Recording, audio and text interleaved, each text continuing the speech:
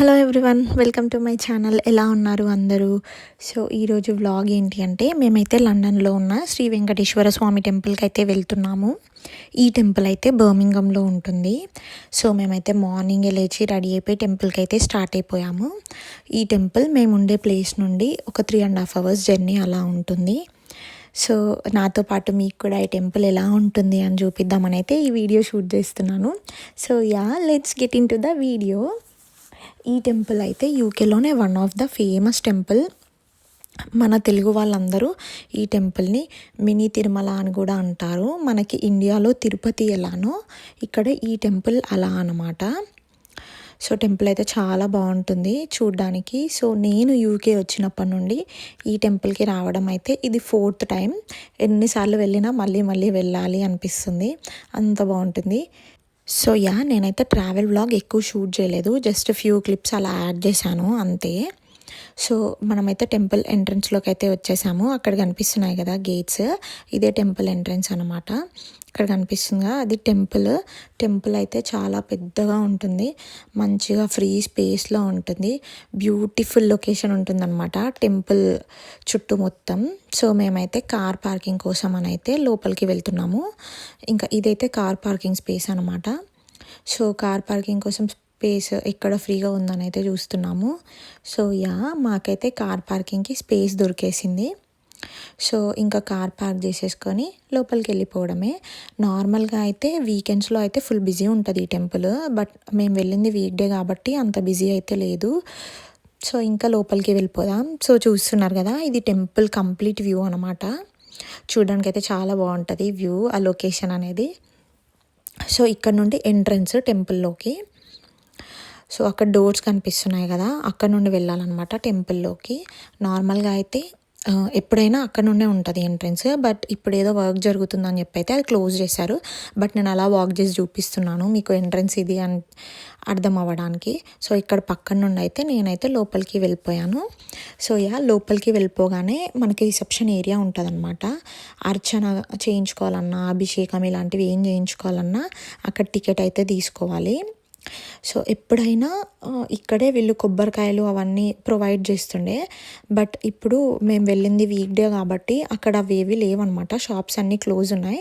So తనతో అదే మాట్లాడుతున్నా నేను. ఇంకా ఓకే అని చెప్పి అర్చన కోసం అయితే టికెట్ తీసేసుకొని లోపలికైతే వెళ్ళిపోయాను.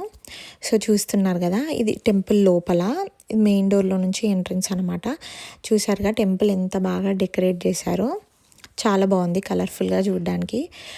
ఎందుకంటే కార్తీక మాసం కదా, మేము వెళ్ళింది అయితే కార్తీక మాసంలో. సో అందుకే టెంపుల్ ఇంత బాగా గ్రాండ్గా డెకరేషన్ చేశారు.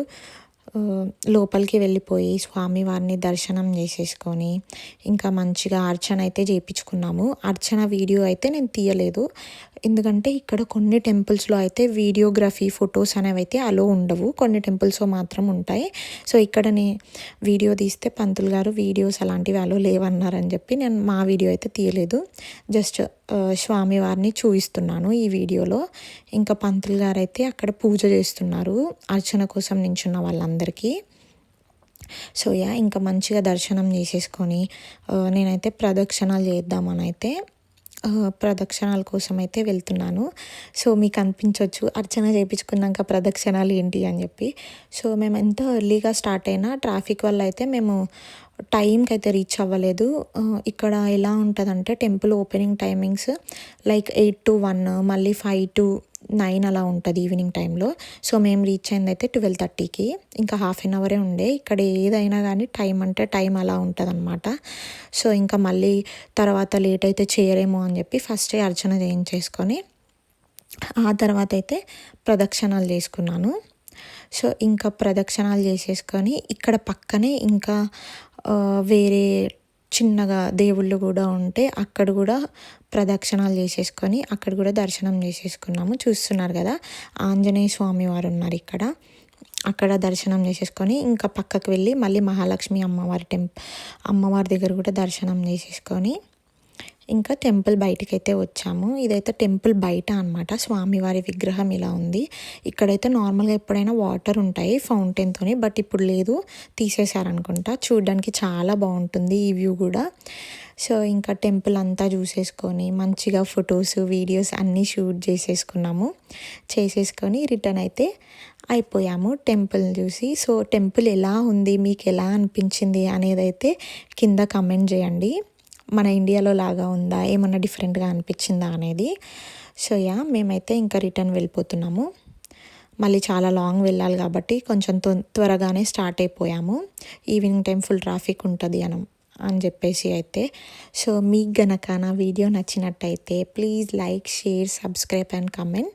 And I hope you all like this video and thank you for watching. See you in the next video. Until then, bye bye.